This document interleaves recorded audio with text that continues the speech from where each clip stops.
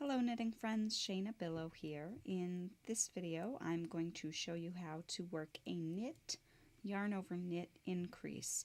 What this does is creates 3 stitches where there had previously been 1, and the center stitch will be a bit of an eyelet like you're seeing here because it's a yarn over.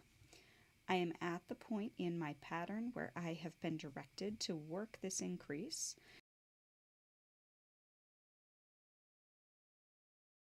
Into this one stitch I am going to knit 1, and do not take the stitch off the left hand needle. Then I'm going to yarn over my right hand needle. I now have 2 on the right hand needle, and then I'm going to knit 1 again into that single stitch, and then I can take that single stitch off. So out of 1 space I now have 3 stitches. Let's work that again. I'm at the point in my pattern where I've been instructed to work the increase. I'm going to knit into the stitch and come out of it. So the one step that I'm not doing is taking the stitch off of the left hand needle. I've done every step except that.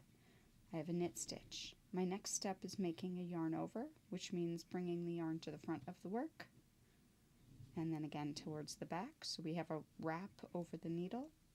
And then we're going to knit again into that stitch, and then we can take the stitch off. So after you've knit a stitch, yarned over, and knit a stitch, then you can remove the stitch from your left hand needle.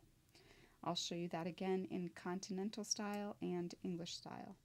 Here again in continental style we have a knit, but do not take the stitch off of the left hand needle. Then we yarn over, and then we knit again into that stitch on the left hand needle.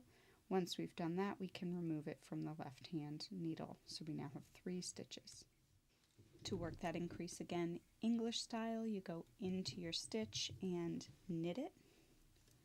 Without taking that stitch off of the left hand needle, you then yarn over, and then you knit that stitch again.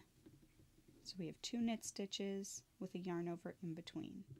As you approach those stitches on the wrong side, they are a little closer together on the needle than usual stitches.